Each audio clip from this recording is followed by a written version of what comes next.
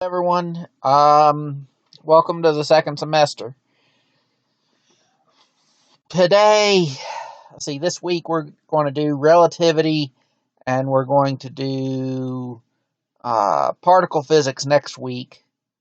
And so I'm going to make this video. Next week we'll do the chapter S4. This covers two chapters, S2 and S3. What the textbook calls optional chapters, but pacing of the course gives us time to go over them, and things will make more sense when we start talking about the stars and the sun in particular. Um, in order to explain the workings of the stars, we need particle physics. In order to explain the unusual stuff and the gravity, the effects of gravity on the universe and on individual stars, we need relativity. So that's what we want to do. So we're going to talk in a little bit about precession. This is this first slide that we've got here, and let's pull up a laser pointer. So we've got this idea. This term is going to pop up, and we want to start out and define what precession is. And we kind of talked about, we talked about the Earth's rotation, and when the Earth rotates, its axis wobbles about, and that was precession. And so the idea here is that there's some axis that's wobbling about when a planet orbits the sun.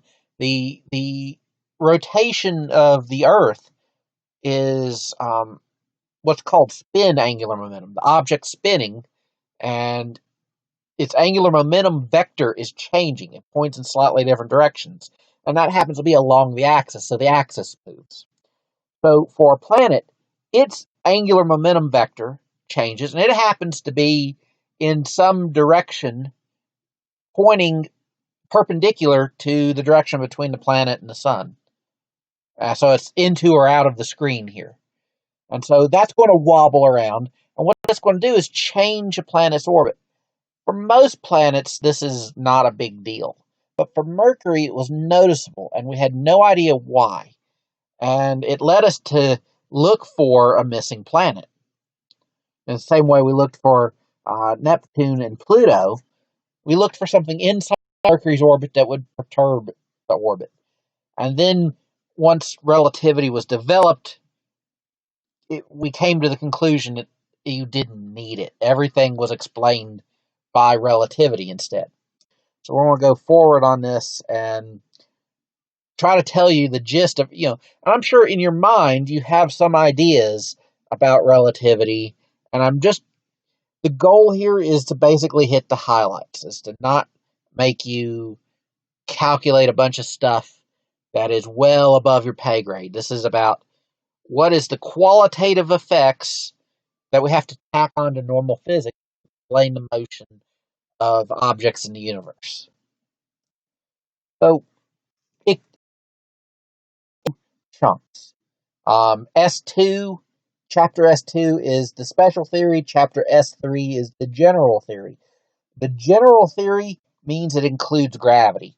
The special theory means it only includes constant velocity objects. It doesn't include acceleration or gravity. And so the special theory came up with the important bits. It came up with the idea that we need to deal with the fact that the speed of light is constant and we can't see anything going faster than that. And it comes up with our understanding of space and time. And it also comes up with our understanding of energy and matter being equivalent. This E equals mc squared.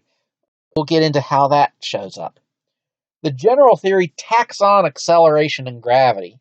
And from some perspectives, it really is tacking it on. But from other perspectives, it explains a whole lot more about space and time as being a thing with not necessarily structure, but curvature. It has a shape to it, and that shape determines how objects can move. So, we're focusing on special relativity first, And these are sort of the key ideas. Nothing goes faster than light. If things do approach the speed of light, you have that time appears to slow down, length contracts, and mass increases. And we're going to be very particular talking about, like, all the other things are details. But because of all of these things, it's hard for two observers and how they're observing. We talk about frames of reference is what an observer can see. All right. So events being simultaneous depends on whether you're moving or not compared to somebody else. If you have two people observing events and one of them is moving relative to the other, they will not agree on the order of the events or if they were simultaneous or not. So that's what's relative. What we mean by relativity is that observations are relative to someone else, or relative to, is the canonical example I give in physics class is trying to cross a river in a boat. You know the speed of the boat in calm water. They say it's 40 miles an hour. But if the river has a current and it's moving perpendicular at 30 miles an hour, which is a very fast river, then someone on the ground is going to see your boat drift downstream, and your total speed is going to be 50 miles an hour, assuming you have a nice right triangle. Right? It's going to add up. And the idea is that it matters who's measuring the velocity and where. And if one person sees another person moving, and that second person's making the measurement, then there has to be some correction for the fact that the second person's moving. So motion is relative, and it means that all of these other observations are relative, except for the speed of light. And so this is the problem with taking classical mechanics, as you would learn it last semester in physics, and extending it to very high speeds. All right, you can imagine if you have someone in the back of a truck, and the truck's going 15 meters a second, and the truck throws a ball forward at 8 meters a second, someone on the ground would have to catch a 23 meter per second velocity ball. Now, we can scale that up. Say we have two spaceships, and they're both moving at 9/10 the speed of light. Actually, let's let one, the police is moving at 9/10 the speed of light, and the hostiles here are not. They think they're at rest, and they see the police coming at 9/10 the speed of light. And then a laser beam shot. Well, does that laser beam go at 1.9 times the speed of light? Or is the speed of light constant? Or is it some other number? All right, so classical mechanics predicts that the light speed depends on the speed of the source. But it's never been observed that way.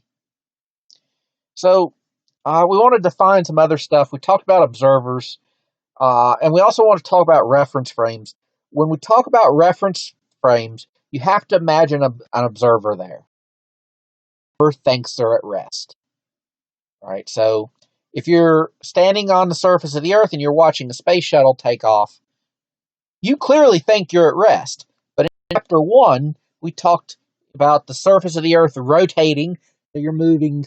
If you're watching the space shuttle launch, so you're in Florida, so you're going about 1,000 meters per second. Or is it?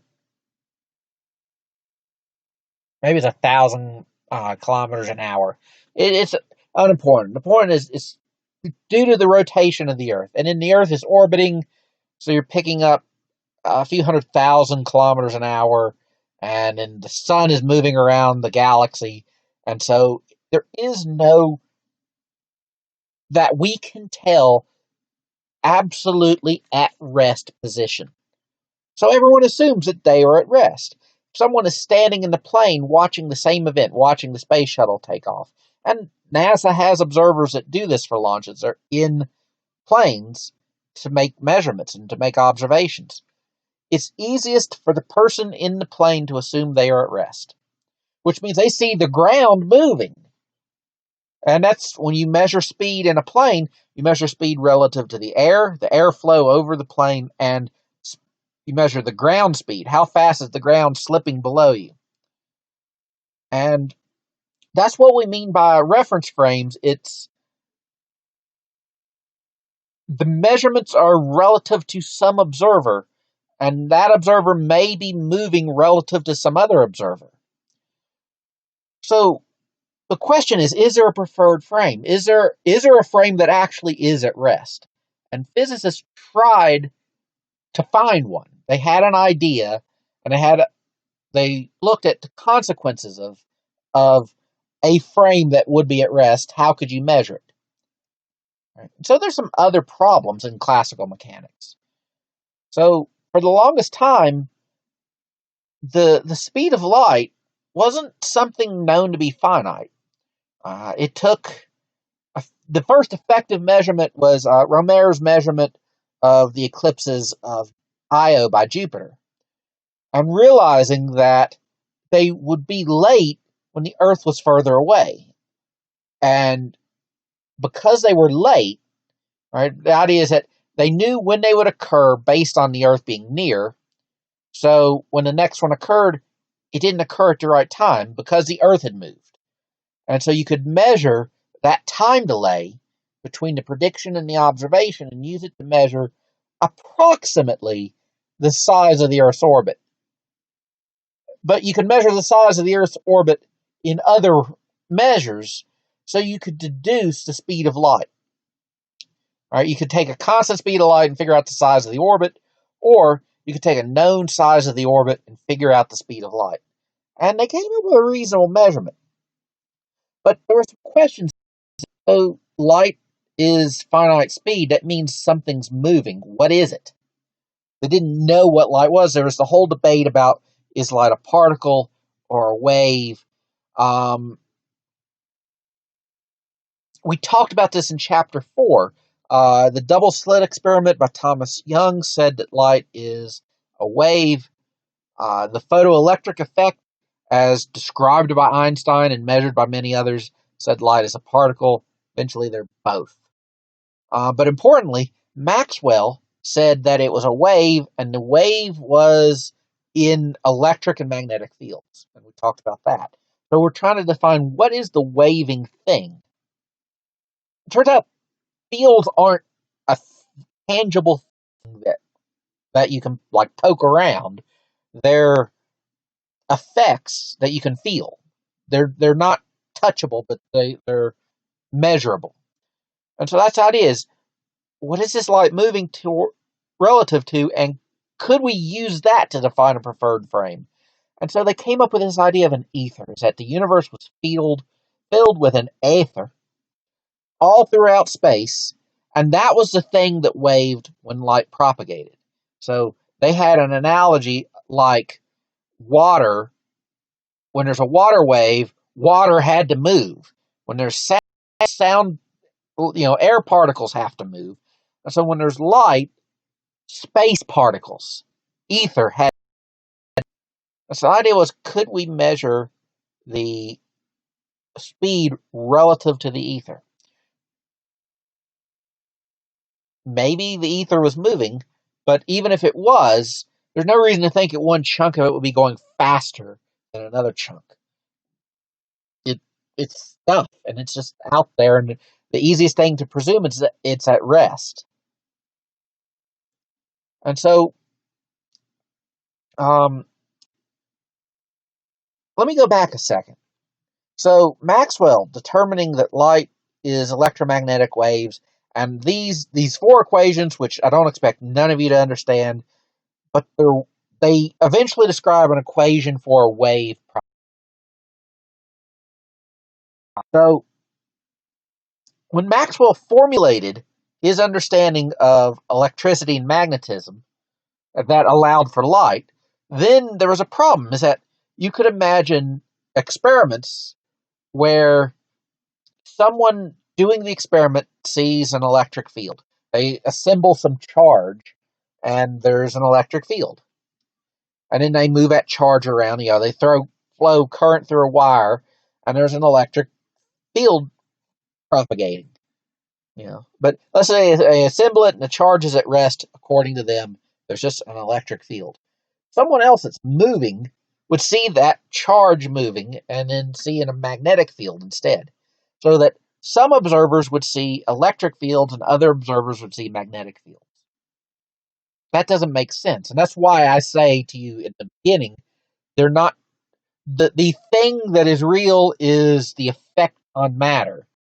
Is that this field is a mathematical field, which you can learn if you take enough math. So people tried to prove this ether theory was correct by measuring the speed of the Earth relative to the ether. And the idea was, well, let's make light go in two different directions and see if we can measure them going at different speeds. So the idea is that we set up some mirrors so that a light source goes in two different directions. One is up and down, and one is left and right. It's distance. So if they take different amounts of time to travel, that means they're going at different speeds. And the idea is that if they go the same distance, then they get to the observer who sees light constructively interfering, sees a bright light source. But if they're a little bit out, they can destructively interfere, and you'd see a dark source. You wouldn't see any light. And so you could adjust the setup so that in one direction you see a bright light source, and then you rotate it, and you see if it changes. If there's any sort of interference due to the changing speed of light, because you've rotated the thing. So they've built this thing up, and this was never detected. They never saw the motion of the Earth through space by this technique. And they did all sorts of stuff. They realized that you could detect interference fringes just from motion of, say, trucks, wagons and horses going by. So they put the device I'm describing, the interferometer, on a great big slab of sandstone floated on mercury. So it would absorb, basically it'd be a frictionless bearing. And they did everything they could to isolate the outside world from it. And when they did that, they realized that if there was an ether, it was moving relative to the Earth at walking speed. Effectively, it was always with the Earth if it existed. It never showed the Earth's motion through it. And this is one of those things where some scientists were like, okay, we can construct a theory to drag the ether along with the Earth so that we wouldn't see it correctly. So you end up with the same math as relativity if you come up with a theory that allows for changes in length to cancel out changes in speed. Same math, but it just doesn't, it's a complex theory. So a few other people said, well, there's not an ether. Maybe the speed of light just doesn't change. And if observers were thinking about this, or this is the sort of thing where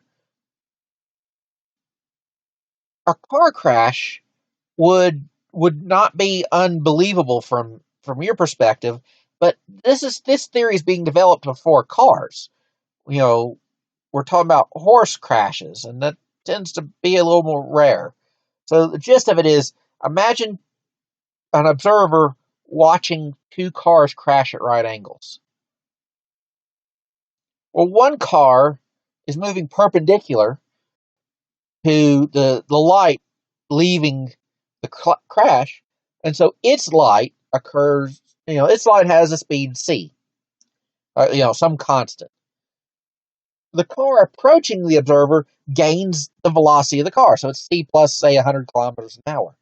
What that means is that the light from car A gets to the observer before the light from car C. So even though there's a collision, the observer doesn't see the collision.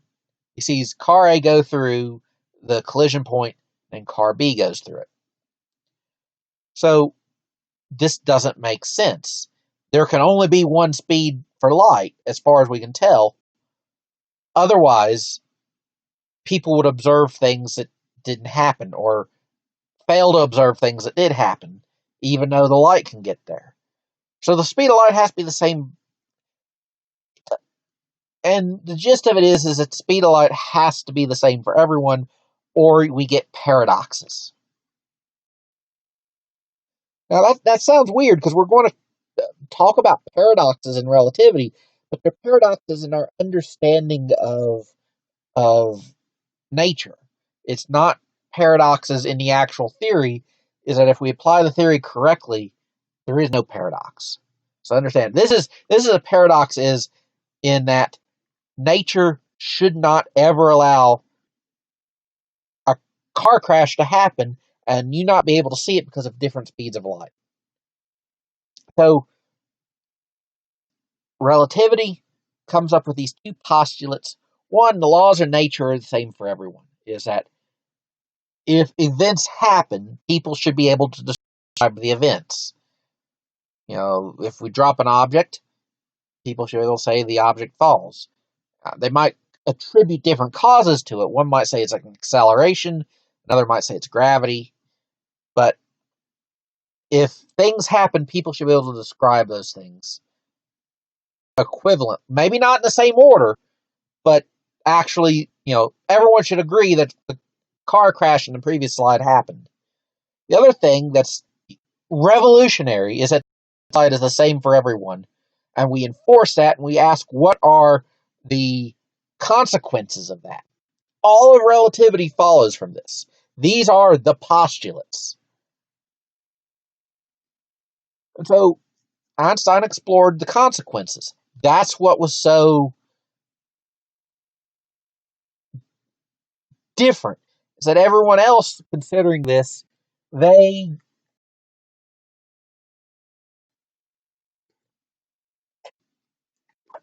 of course Einstein can't sit down in a lab at the time he's doing these thinkings and I said thunking, having a thunk. So Einstein can't use lab equipment to test his ideas. He's got to imagine. He's got to have a thought experiment, a Gedanken experiment in German. He's got to visualize what's going on. And so we do kind of the same thing. He used trains because that was the contemporary fast thing. Thought that you could not drive trains very fast or people would die from going too fast. Like going too fast was was a thing people could not do. So we'll use, the slides here will use spaceships. But the idea is that we're going to ignore gravity or acceleration. We just want to look at things moving in one direction. What are people going to observe when there are relative velocity? And so to do that, we often use a clock. And to simplify our understanding, we're going to use a special clock. The special clock times the travel time of light. So the idea is that light leaves a source, reflects off a mirror, and returns to a detector. And each time the detector is tripped, there's a little tick, and another light pulse leaves. This is a light clock. Now, nothing I'm saying requires this to exist. You could use grandfather clocks. You could use chemical processes. You could use biological processes. All the observations have to undergo the same effects. So when we talk about time dilation, we're talking about actual time dilation, not a change in this clock. Right? But we have this picture, light just moving up and down the screen, ticking out time, and it's being recorded. So we put this on a spaceship. Astronaut on the spaceship sees the clock working as normal. Right? It ticks out units of time delta t0 because the light travels a distance d, and it does it at the speed of light. So an observer on Earth sees this spacecraft moving at high speed. Remember, the astronaut sees the clock at rest relative to him. And he doesn't feel any acceleration. He doesn't have any reason to believe he's not just sitting there. So the observer on Earth sees the motion of the spacecraft and sees if it could observe the beam of light, it leaves a detector when the spaceship is on the left, reflects off the mirror when the spaceship is in the center, so it's traveled this distance s, not a distance d. It's traveled a distance s. And then it returns to the spaceship on the right, which means it travels the hypotenuses of two triangles here, where the sides are d and l. That's got to be a longer distance than twice d. The idea is that s is longer than d, 2s is longer than 2d. So the observer on Earth sees a longer distance that the light travels. But they know it's a clock out at a particular rhythm. They understand the construction of the clock. They put it on the spaceship. So, given that the speed of light has to be fixed, it can't go faster when the spaceship's moving. Given it has to be fixed, that means time itself has to be slower. The astronaut that is moving with some speed sees time tick slower. Now, you could reconstruct this experiment. You could put the clock on Earth and have the astronaut do the measurements, and the astronaut would equivalently come up with the same idea, is that the observer on Earth has a slower clock than the clock he has on the spaceship. All right, this has to be comparing two clocks. So we can work out from basic, right triangle math, the different speeds. So to be clear, is the speed for the thing that we see moving is given a little prime symbol, and the speed for the thing at rest is given no prime, or it's given a zero, a t naught. So what we come up with is the measured time for something moving is smaller than the time it would measure if it was at rest. Right? Because the yellow line here is longer than the blue line here. And, we derive that it comes out to this factor of 1 minus v squared over c squared, take square root of that. So we give that a special name. That's called gamma. But we'll come up to that in a minute.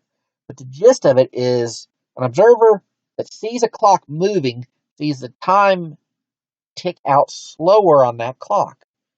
The idea is that they got a clock, it's ticking time, and the other clock ticks slower by a certain amount. It's calculatable.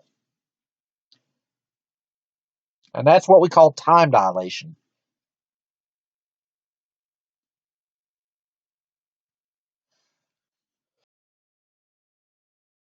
The thing, time is not an absolute, depends on your perspective. Right? According to you, the spaceship clock slows down. According to someone on the spaceship, our clocks slow down, and they're both.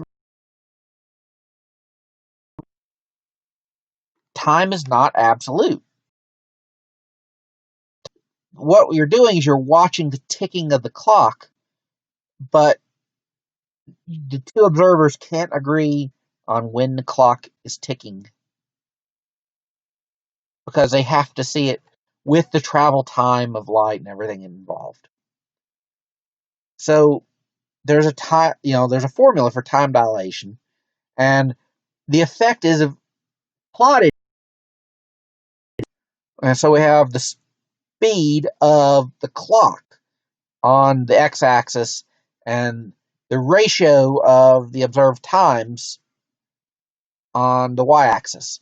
And so at zero speed, the ratio of the times is 1. But as you speed up, at the very beginning, it is 1, effectively, because we're taking very small speed, very small changes. But as we approach the speed of light, the ratio approaches 0. Is the time slows down more and more and more, and it comes close to halting. So this is what I meant by this gamma. Is this comes up often? Is that we'll have this ugly 1 over square root of 1 minus v squared over c squared.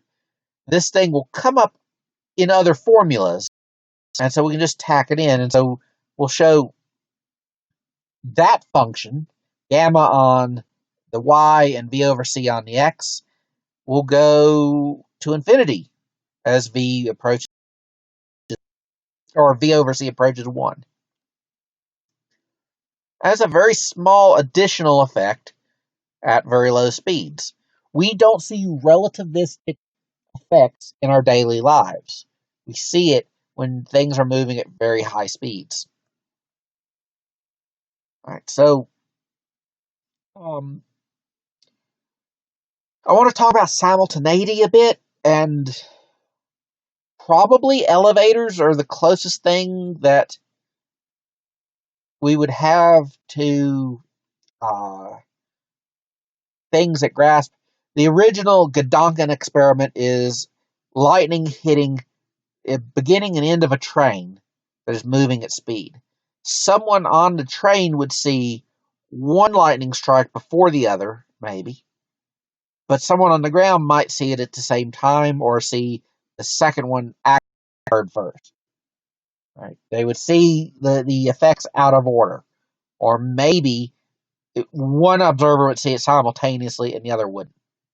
So I'll describe it in terms of someone in an elevator turns on a laser pointer midway between the floor and ceiling, and they see the light go to the top and bottom. They see the dots form simultaneously. Someone looking into the elevator from outside would see the bottom bit of light get to the bottom of the elevator over a shorter distance, so it gets there faster, and would see the upper beam of light have to travel a longer distance, because once it travels half the length of the elevator, then it's got to travel the distance the elevator moved. And so they travel different distances if you see the elevator move, the same distance if you see the elevator at rest. So people can't agree that two events occurred at the same time if there is motion between the different observers. And that's important. A lot of the paradoxes come from us assigning an order to events that doesn't actually, there is no order to them. There's only the order that one observer or another observer sees. All right. So, if we actually wanted, like, I'm telling you this stuff, and you're probably thinking, how would I ever know this stuff's true? All right. So, here is an actual experiment that allows us to look at time dilation, and it allows us to talk about length contraction. So, cosmic rays are these very high energy particles that come from all throughout the universe. They generally don't do a whole lot. They just interact with matter that they hit upon. And so they hit the atmosphere at reasonable rates, and they hit about 25 kilometers above the Earth's surface. That's when there's generally enough atmosphere that they're typically well absorbed. They can get further, they can hit the ground, but most of them will get absorbed early in entering the atmosphere. So they're about 25 kilometers above the Earth's surface, and when they interact, some of them will form these particles called muons, which you can think of as fat electrons. From the understanding of particle physics, they are no different than electrons, except they are fatter. They have more mass. They you can even build atoms that use them. And because they're heavier, when they have the angular momentum of an electron, they're closer to the nucleus of the atom. But anyway, you get these particles, which are mostly proton nuclei, coming in at high speed, colliding with nitrogen and oxygen and carbon dioxide. And they form other particles. Some of them are these muons, fat electrons, which decay. And it's known that they live for about 2.2 microseconds. And so at the speed we measure them moving, they can only go about 660 meters before they decay as a half-life. Some of them will go further, some of them will go less distance. Right? So nice numbers. If they decay in a kilometer, then when we try to measure them on the ground, 25 half-lives will go by. Right? So from the perspective of someone on the ground, we should see basically 1/2, so 100 times 1/2 to the 25th power, which is pretty small. It's less than 1. Right? We should not see that many muons at the ground. But because they're moving at high speeds, they're moving where this gamma function equals 100, which is 0.99995 C. So they're almost moving at the speed of light, not quite. Because of that time dilation factor, they're moving 100. Their half-life is dilated. They now go, instead of 2.2 microseconds, they go 220 microseconds, which is about 0.2 of a millisecond. And that means the distance they can travel is multiplied by a factor of 100, which is about 60 kilometers.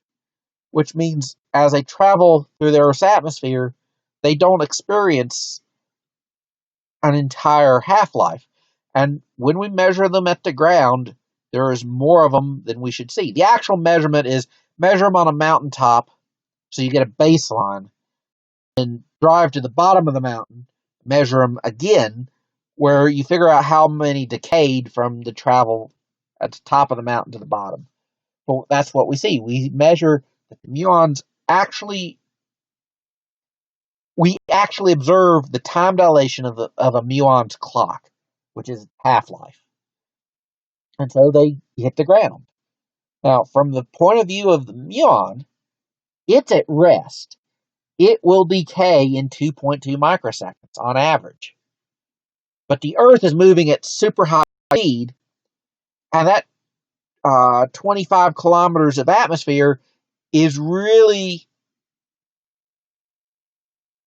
250 meters. It's length contracted.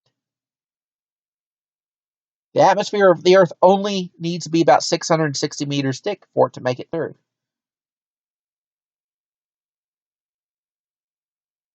And so it decays.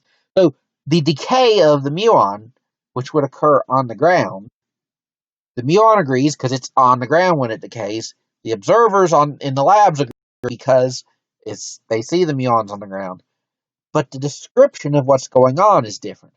Lab people on Earth see a time-dilated clock. Observers moving with the muon would see the atmosphere of the Earth shrink. They see length contraction.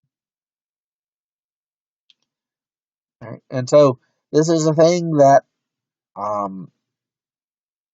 is relative, is that two different observers seeing objects moving, seeing each other move relative to the other, would each see a length contraction. Right? Is that someone on Earth seeing a spaceship would see the spaceship length contracted. And so this is our formula for length contraction. It only occurs in one direction. If we take something that has an orientable shape, like say a right triangle or a spaceship, it only contracts in the direction of motion. So a 3D object gets squished but not bent or volume shrunk, just squished. So other things, we can do the um, same sort of relativistic correction. And the sort of important thing ends up the idea of the total energy of an object. Um, so we can talk about the momentum. This is basically a correction factor onto the velocity. We can talk about mass of an object that we can measure. It looks like this. But the total energy is going to be a function of the kinetic energy and the potential energy, where the potential energy here is the mass of the object. And so when an object's not moving, it has a rest mass, which is E equals mc squared. When it is moving, it has a kinetic energy, which is this function gamma minus 1 parentheses mc squared. So you can derive that out starting from the rest mass. When you see something in the square root like this, and the speed of the object is small relative to the speed of light, you can make an approximation. And so you can extend the approximation so it's accurate at high speeds by adding more terms to it. But in general, the total energy looks like the energy of the object at rest, mc squared, plus its normal kinetic. Extra terms you add on when. These are the descriptions. These are ways of reconciling the measurements that people make when there is relative motion between them. This explains time dilation, length contraction, and mass increase. So there's some descriptions of stuff going on, and we can talk about those. Imagine you wanted to send someone out to a star. Vega is about 25 light years away. If y'all have ever watched the movie Contact, this is what they're talking about. People being some aliens are there, and they send a message. And good movie. Anyway, imagine you send a spaceship out there to talk to them, and then they're going to come back.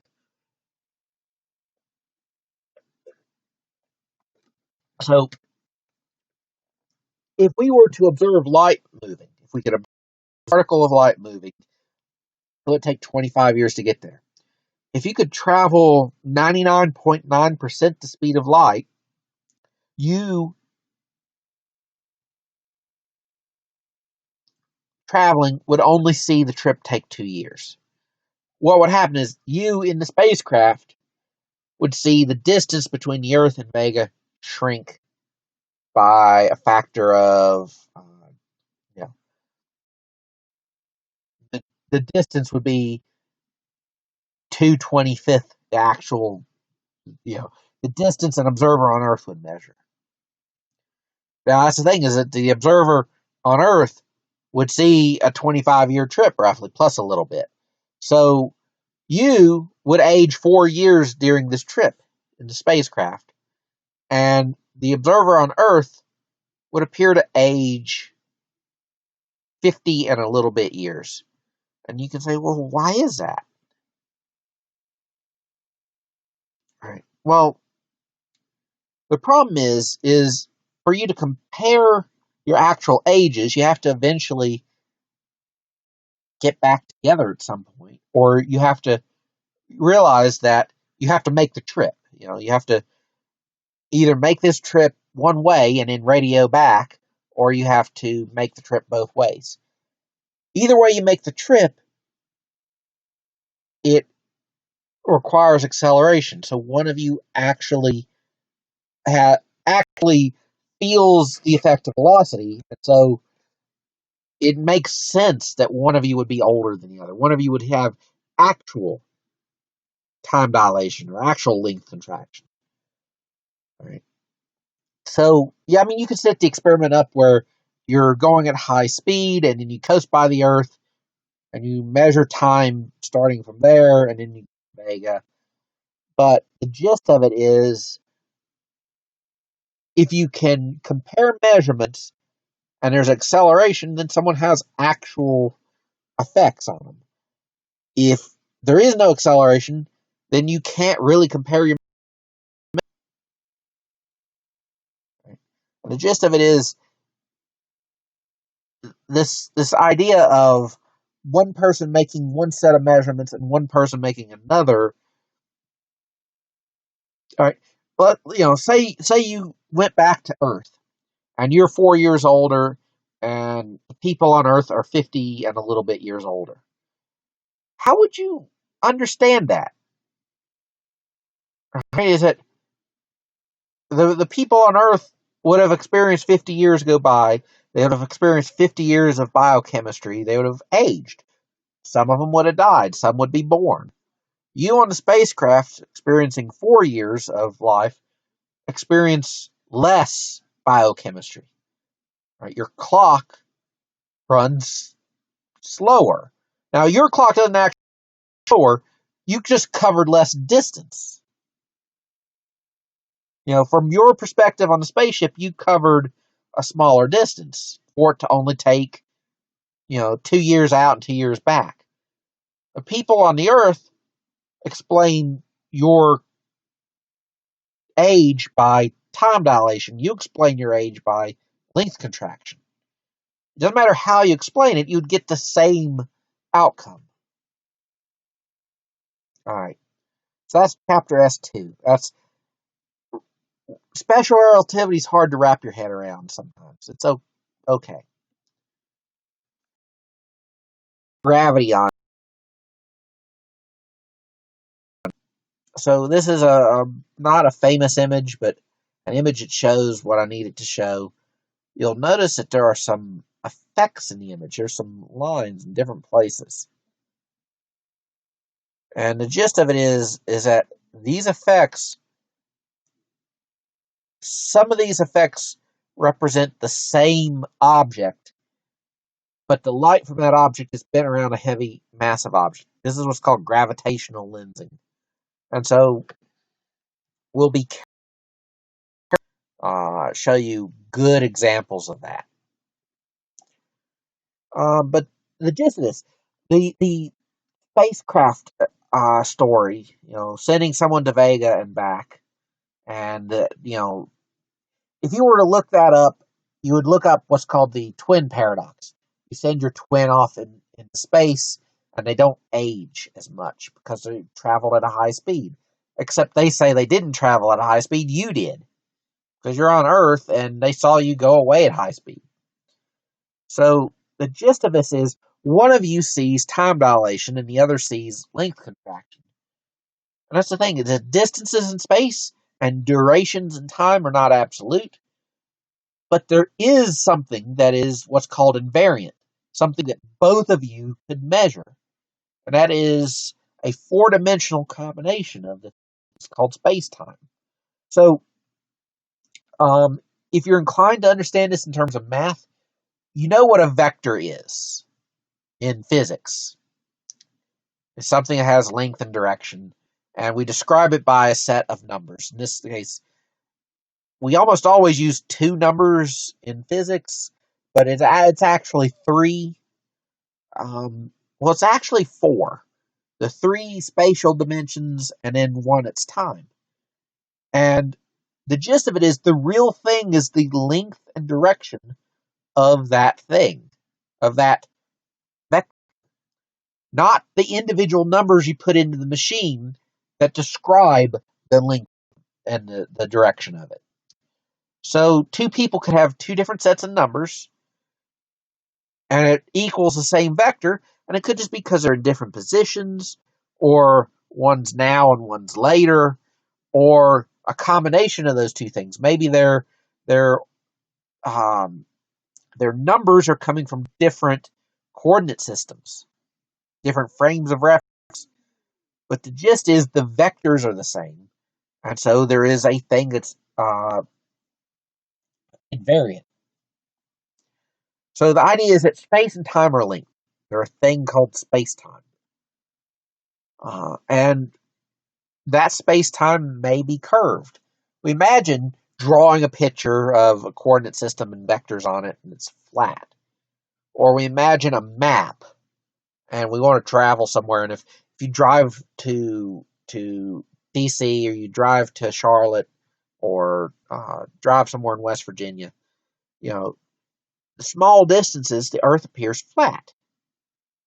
But if you send two people from the same spot in different directions, they could meet back up. They could meet up on the other side of the Earth because the surface of the Earth is curved. Same thing could happen in space. You have two satellites in an orbit. You send them in different directions. The space around the Earth is curved. They can meet back up. And so relativity predicts that space-time itself can be curved instead of flat. So we give an analogy. It's a famous analogy because you can actually build the thing and see it. It's called the rubber sheet analogy.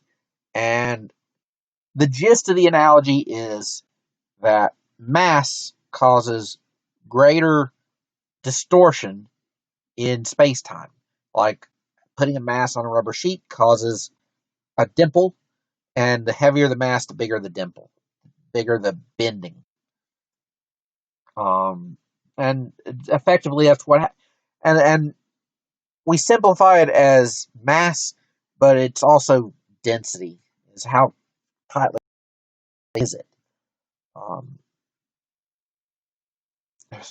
but the important bit is mass. Mass changes the shape of space-time. Now, it's not a perfect analogy, all right, because we're talking about things we can see in 2 dimensions versus things we can't see in 4. But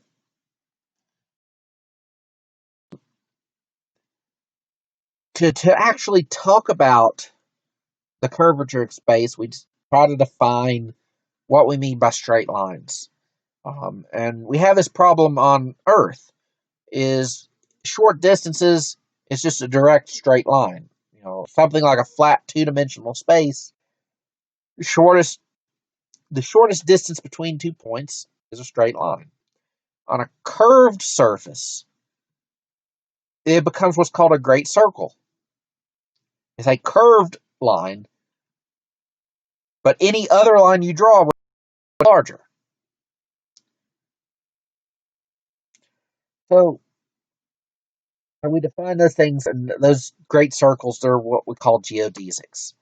And we're going to describe the motion of things along and not along those geodesics. So gravity, our idea for relativity is that gravity is the distortions in space-time caused by matter.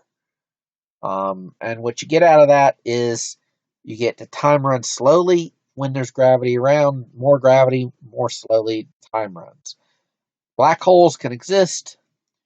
Because space is curved, it could be finitely sized. It probably isn't, but it could be without having a boundary or a center. Same way the Earth doesn't have a boundary because it's a round object. If it were flat, it would have a boundary. It'd be the ice wall in Antarctica that the Army is defending, trying to keep us from finding out.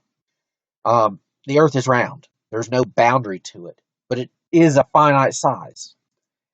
And we can also talk about energy propagating in a new way. Is gravity is, in a sense, a bit of information, and that information has to travel at the speed of light. And so when we change the matter, when we move it around vigorously, say a very fast orbit, a very high energy orbit, that energy has to change the curvature of space-time quickly. It causes gravitational waves. It causes ripples in space. So we'll describe that. This is important. Like, we defined the 2 postulates of special relativity. This is the 3rd postulate. This is the one for for general relativity, and that is that you cannot distinguish between a gravitational field and an environment that is accelerating. So build elevators, build boxes, put people in them, let them observe stuff. They observe an object falling, and without outside information, without being able to see the stars or the trees, they cannot deduce that it is gravity or acceleration. The fact that they're standing on the bottom of the box isn't a clue that there is gravity or acceleration. Both would be possible. So, without outside clues as to your environment, gravity and acceleration are equivalent. And even with those clues, we treat gravity and acceleration as equivalents. Gravity is an acceleration. It's the acceleration that an object has when it falls to another object, when it feels a gravitational force. So we can observe. This has actually been observed. You can put observers at the bottom and top of a building, and in principle, their clocks will run differently. The clock at the bottom of the building runs a little slower. Now, the easiest way to do that is to actually look at light. The frequency of light works as a clock. You count a certain number of oscillations per second. When it gets from the bottom of the building to the top of the building, it has a Doppler shift. It turns slightly redder. Its frequency decreases and its wavelength increases. And so light traveling upwards in a gravitational field sees a gravitational redshift. And vice versa, light going downwards towards the floor would see a blue shift. All right, so we spend some slides here talking about what is space-time, what are dimensions, and this would be a great time to throw in fractals because they're kind of weird, or halfway dimensions. A point is 0 dimensions. It's just a point. So we cannot move off of a point if there's nothing else around it. So a line is one-dimensional. We can pick a point and we can move to another point. We're confined to the line, but we can move along it. So it's one-dimensional. There's one way we can move. A plane is two-dimensional. We can pick a point on it, and then we can move it in an infinite number of ways, but we can break all those ways down into a motion in one direction and a motion perpendicular to that direction. So we have effectively two ways we can move, and that lets us build all the other ways. A box is three-dimensional. We have three directions we can move that are our fundamental directions and build all other directions out of it. All right, so points have 0 dimension, lines have 1 dimension, planes have 2, and boxes have 3. And a number of dimensions and a number of independent directions in which movement is possible. That independent bit was the bit where I said a plane has infinite directions you can move. You can move in diagonals, but you break it down into one direction along a line and one direction perpendicular to it. It doesn't have to be perpendicular. It just has to not be along that line. It has to be a different direction. So you find one direction and in some different direction, and that's enough. And so in a box, you find the two directions for the plane. Then you have to find one that you can't make with the other two. That's what we mean by independent. And so the one you can't make by the other two is moving up and down vertically. So we can move through 3 dimensions in space. We can define a positive and a negative direction, and we move either way. In time, it's only in the positive direction in a sense. It's only increasing amounts of time. But that's a different direction. So space, we see it has 4 dimensions, 4 different ways you can move. All right. So, and that's one of these things is that when we try to study things, we often have the problem of we can't visualize it. We can see three-dimensional objects on a two-dimensional surface like the screen because of perspective. We can draw with perspective in mind. It's hard for us to draw 4 dimensions on a three-dimensional object. We don't have perspective. We don't even understand what that perspective would be. It's even worse to draw a 4 dimensional thing on a screen on 2 dimensions. The point of this is that space and time are going to look different perspectives, different frames of references that observers have. And that's the thing. Space is different for different observers. Time is different for different observers. That's length contraction, time dilation. But the combination is invariant. It's the same for everybody. So, to outline the motion of an object, say this is someone driving down the street, you would drive the distance they travel and the time that. And for reasons, we put time on the y-axis, but we could describe the motion of a car through its existence. Well, we can describe motions of all sorts of objects through their existence. And so you see these diagrams in your text and in other places, what diagram the world lines of objects. So I give you one spatial direction and one time direction. And so you can see different versions. If you're sitting stationary at rest, then your world line goes in the y direction. If you have a constant speed, you have a straight line. If you have acceleration or deceleration, it's curved. So always travel at 45 degrees if we structure our units correctly, time in seconds and space in the time in the distance light travels in a second. So with the correct units, light always goes with these nice 45-degree angles. And what that does is when we describe people's motions in different frames of reference, they look different. All right, so these two pictures here, two guys, you and Albert Einstein. You see Al move along a reasonably nice straight line. When we look at Al's perspective, you are moving in the other direction, roughly the same sloped line. And those perspectives would be different, but the coordinates would be different, but the actual distances in space-time would be the same.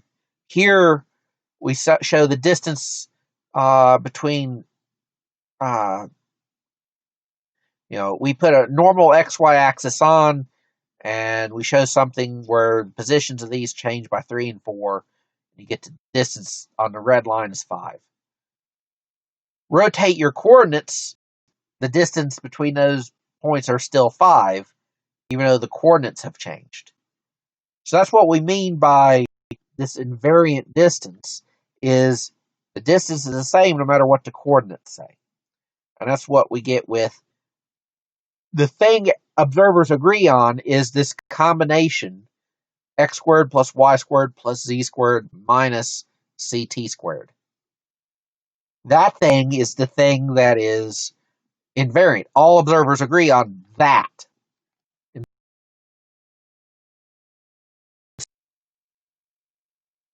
All right, so let's talk about curvature a bit. So, flat space, straight lines are the shortest distances between points. Parallel lines stay parallel, they stay the same distance apart. Circles, their circumference is 2 pi r. Angles of a triangle add up to 180 degrees. Euclidean geometry.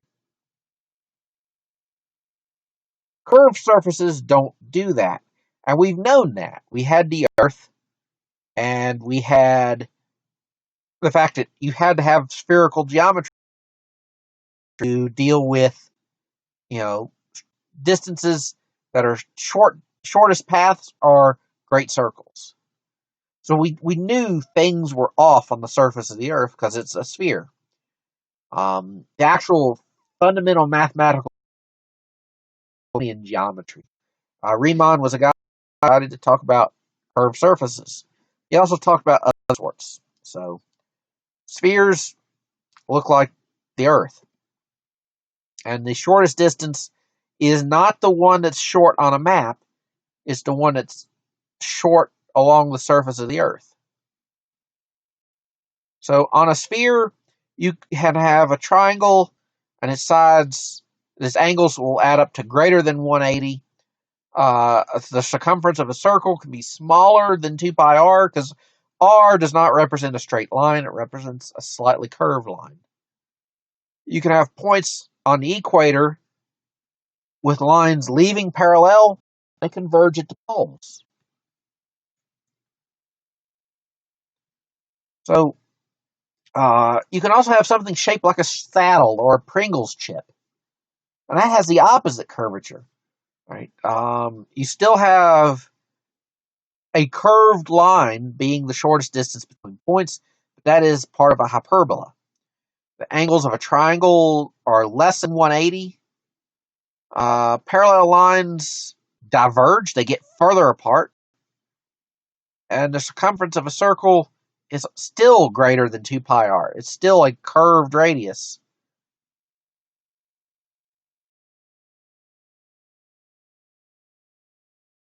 So the universe itself can be one of these three outcomes.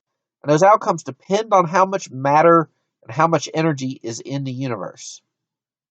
And what I'm realizing is I can't see my mouse and I really need to blow my nose. So please bear with me a moment.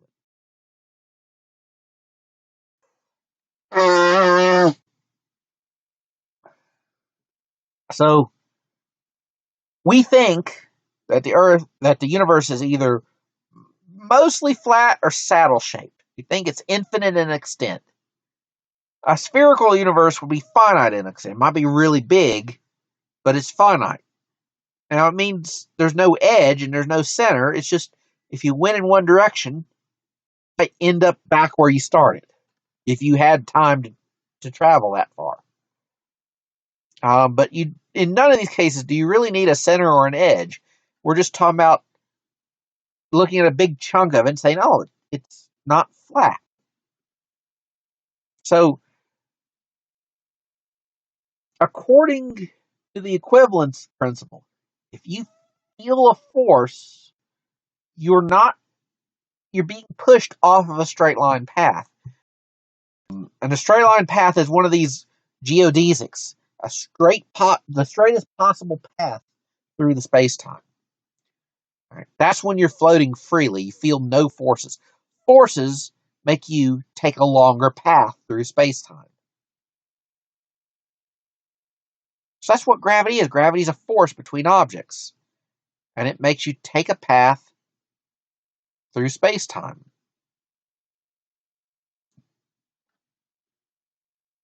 But gravity, all right, our view of gravity is weird. All right. We've been, prior to Einstein, physics has been trying to eliminate forces that act at a distance. There always has to be something that causes them. And Newton saw that gravity looked like a force that is an action at a distance. He couldn't find anything that causes the force, like throwing an object across the room. There wasn't a gravity particle that went across the room and interacted with another object. Of gravitational waves, but there wasn't something that could propagate and cause an effect somewhere else. But Einstein could explain it as gravity is just the curvature of space. And so when we see a gravitational effect, it's due to an object moving in that curvature. If we had a flat rubber sheet, we could just roll a ball along it and it would move in a straight line. We could describe circles on the sheet, all having a nice circumference, 2 pi r. But once we put a big mass on it, that's no longer true. Free-falling objects move circles are smaller than 2 pi r in circumference.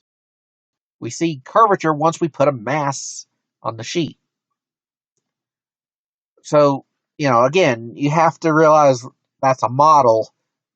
There's not actually like a funnel shape that occurs like in this picture. But the motions of objects follow the curvature of space-time. And if you actually looked at the motion of an object in sort of a two space and one time direction, you'd see a spiral. It would always go forwards in time and spiral around the object that's orbiting. So this is where we get to black hole. Black holes are really strong curvature. So the sun's mass curves space near its surface. What if it made the sun smaller or heavier in the same space? There'd be more curvature. And the closer you got to the center of that mass, the stronger the curvature. Eventually, you would get something where it looks like, in curvature, a bottomless pit, a black hole. Now, we're going to stop for a minute. Black holes exist naturally in classical mechanics.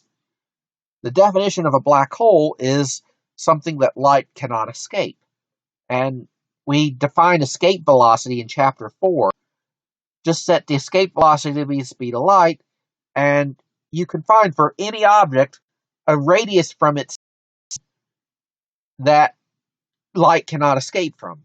And for almost every object, that's within the object. It's smaller than the object actually is, but for very massive stars that go supernova and they form a black hole, that radius is outside. And so, from the point of view of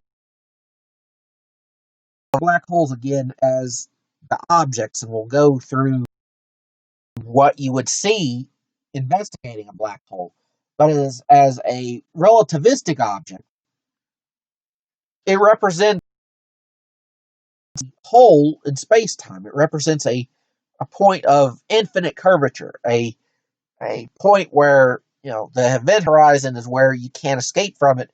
You can't climb your way back out of the hole.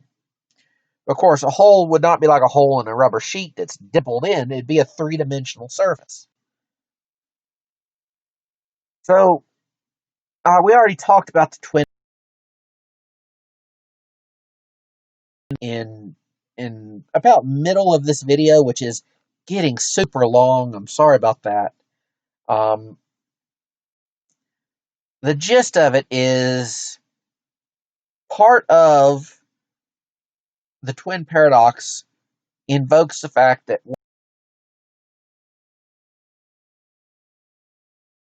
ring, you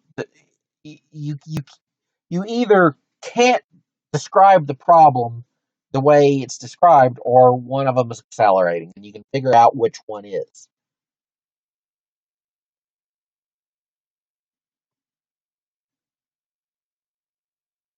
But the gist of the twin paradox in terms of world lines is someone feeling weight travels a longer path than someone that doesn't.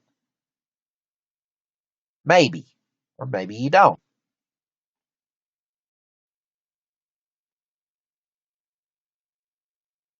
So, the way we know that a particular path is the shortest path is by looking at both the time and the distance covered. All right. Yeah. We're getting close to the end here. How do we know that relativity makes sense? Well, light always follows geodesics. It always follows these shortest paths. So we can see the curvature of light. And so we have two images here. The one on the left is what's called an Einstein cross. It's because 4 images have formed in the camera of an object behind the center object. These 4 dots are all the same object, but we get 4 images of them because the light took 4 different paths going around the object in front, in the center. And the same thing's happening in the picture on the right. There is a blue galaxy behind this central yellow galaxy, and we see an Einstein ring, an entire ring of image, which is the light from it bending around it as gravitational lens.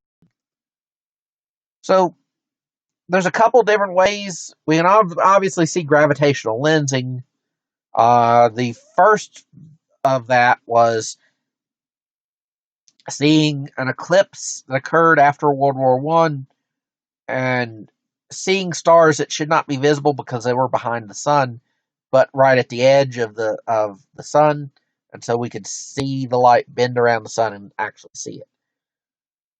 The precession of Mercury can be explained by relativity.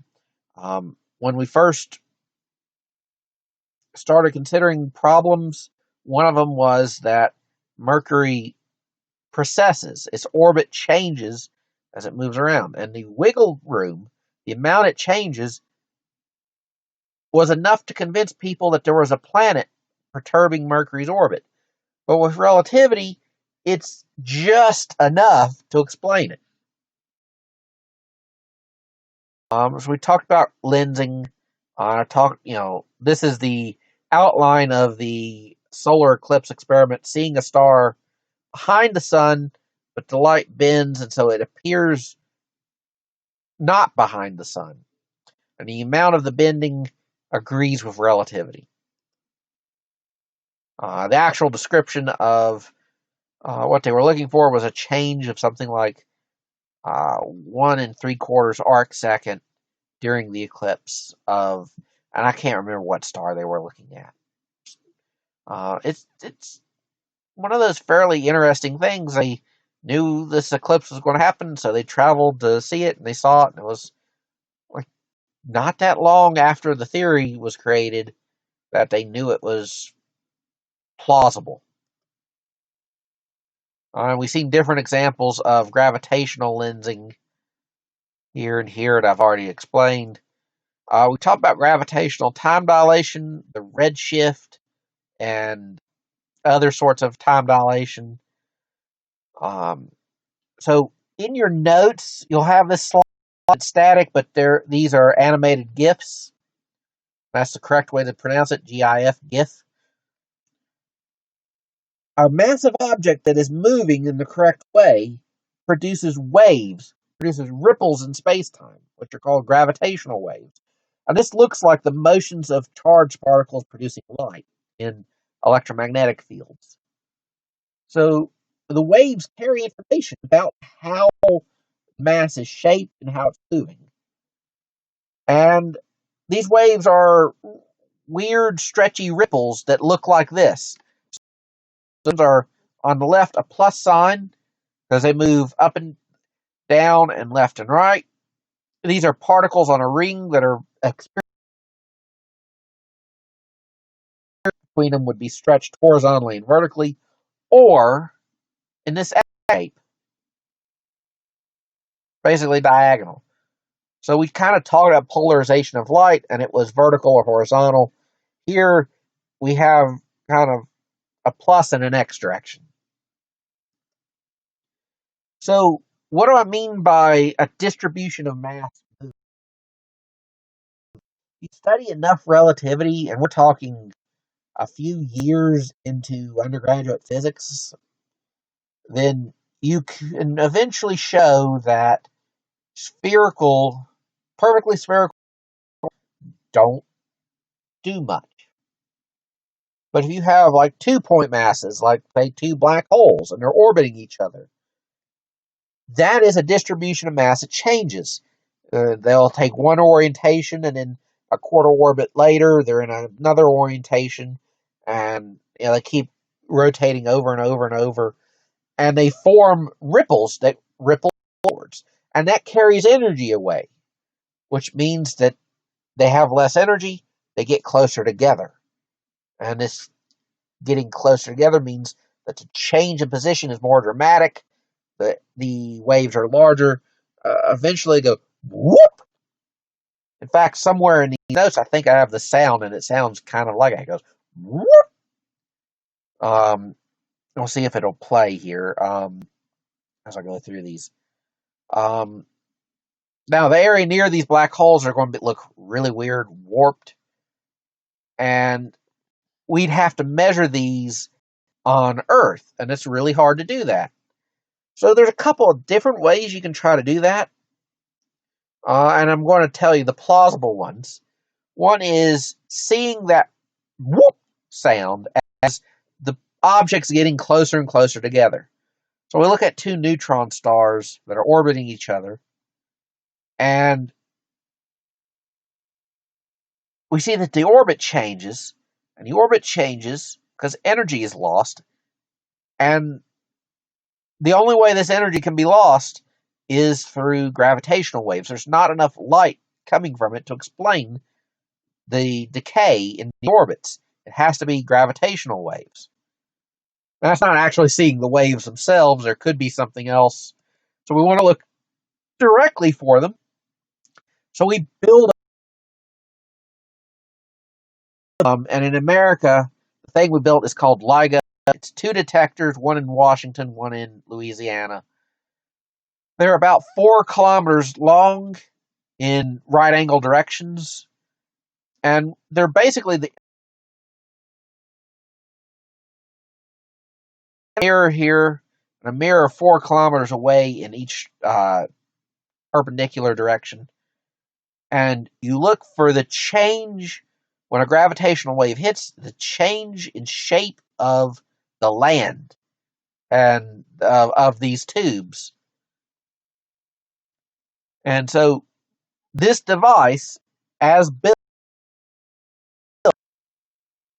could measure the change in distance on the order of something like a fraction of a proton's size. And that is just barely enough to see anything. And of course, you have to build 2 of them, because if you just build one, then any truck driving by would disturb the land more than the gravitational wave. So you have to see a coincidence of the wave in multiple spots. And other countries build interferometers like this to do the same sort of measurements. So there's one called Virgo in Italy. There's a Japanese one I don't remember. And there's a few others coming around, depending on how much money is available. And as it was originally built, this didn't work. They had to upgrade it with better equipment. But they saw one, and then they saw a few others. So this is the actual data that was published. And so what happens is you see an increase in frequency of a wave over time. You see that whoop, and that, someone translated this into sound so you could hear it. But this occurred in 2 different places, and so you can say, oh, that's probably not a fluke. And so there's 2 links here. Let's switch the pointer off. So one link here, I'll open it up if it'll go. Computer. PowerPoint. Alright, so I won't do that. One of these links, actually, come on. Nope. Alright, so one of these links describes what's going on. The other link takes you to the sound, gravitational wave.